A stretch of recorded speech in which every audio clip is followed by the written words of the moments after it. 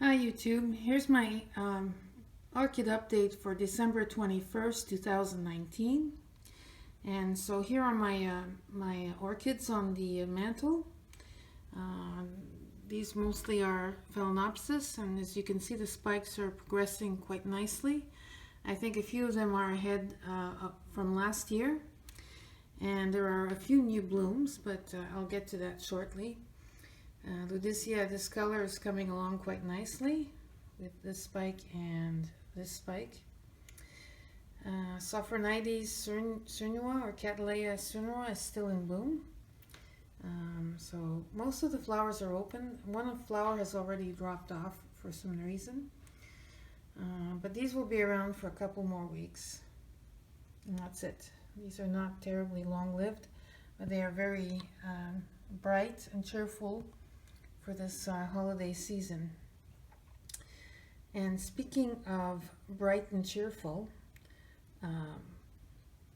my Hawaii Stars Sin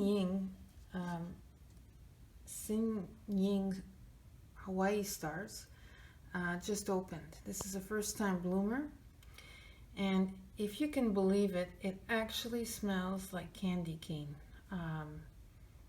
I didn't believe there would be such an orchid that should smell like that, but lo and behold, this one smells like candy cane.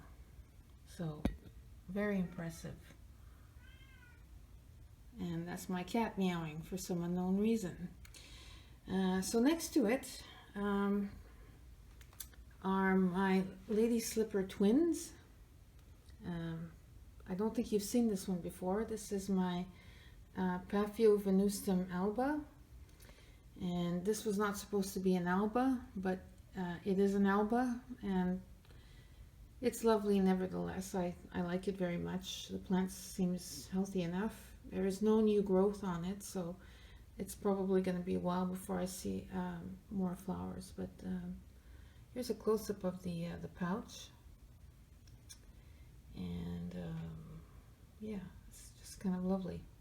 It's got a few black dots on the petals, but they're very faint. And in comparison to spicerianum, that's already been in bloom now for almost a month. So that's also doing pretty well. Next to it is the Phalaenopsis that I call Purple Haze. Purple Haze. And I gave it that name. That's not its real name, but I have to give them some names so I can keep track of them. And I would have had more flowers, but I nipped off a few buds. I don't know how I did that, but there are more coming. So this one's at least a month ahead from last year, so that's good news. And what's left of Twinkle?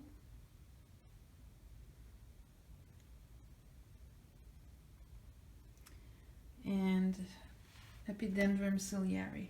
For some strange reason, this plant flowers are turning brown.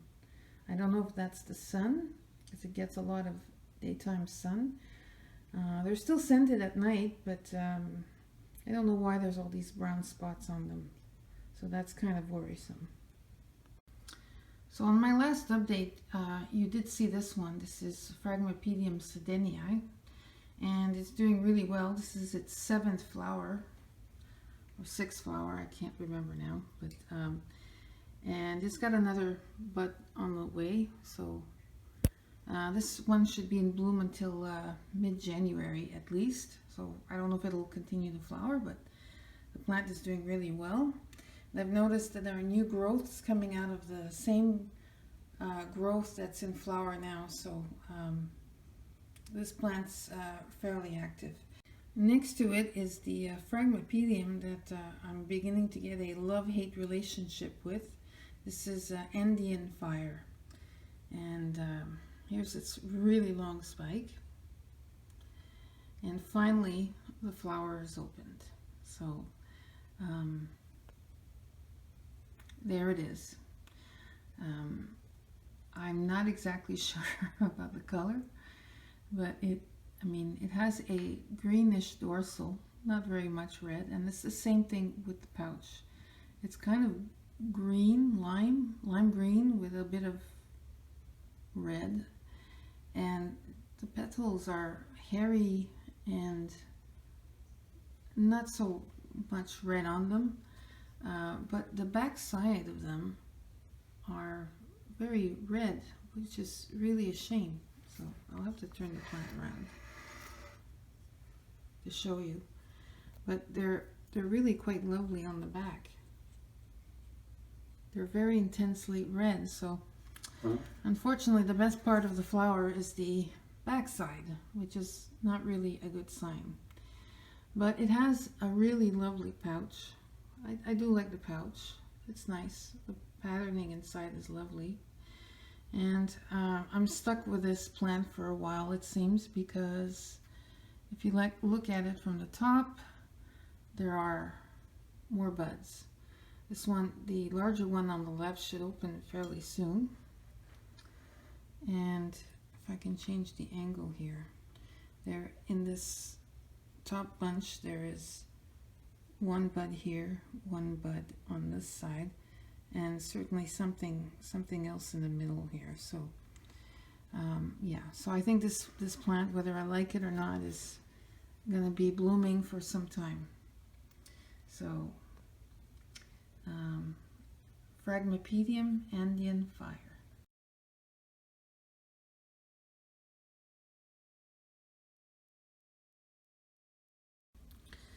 So here's the update for the Vandas presently. Princess Mikasa basically has finished blooming, and so what I have now is Pachara Delight. The flowers wound up being very similar, but Mikasa was perhaps a flatter flower and darker in the end.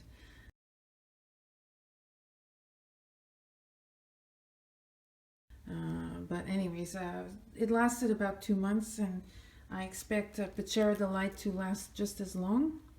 So I should have this one in bloom up until the beginning of February. The next Vanda type is Rhynchostyus gigantea.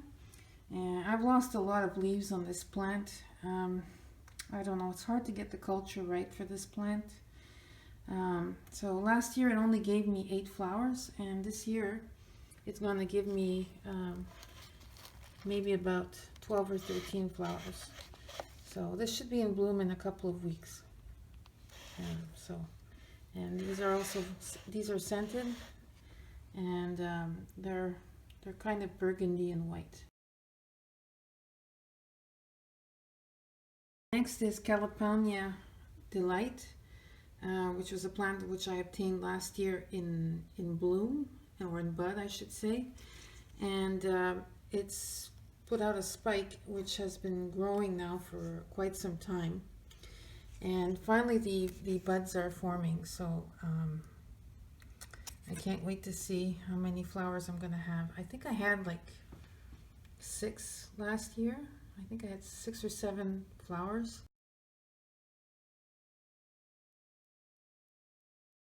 So it's going to be in bloom probably about the same time. So this one is a once-a-year bloomer, apparently, even in my conditions. So this one doesn't require too much light. I think it's probably a good choice, though it is a fairly wide plant, but and it did give me lots of problems rooting, but now it seems to be okay in this clay pot topped off with some moss. The last one I'm featuring is Pine Rivers. This one has pink flowers.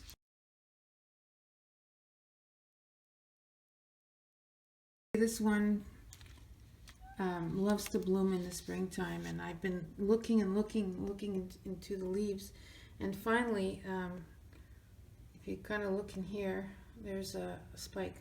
So this one is also a month ahead of time. So I'm going to have flowers probably for January, February on this one as well. So there's going to be a lot of Vandas in bloom, in the coldest times of the year in my home, so that's really good news. Anyways, that's it for the update. So thanks for watching, and I'll see you on the next update. Thank you.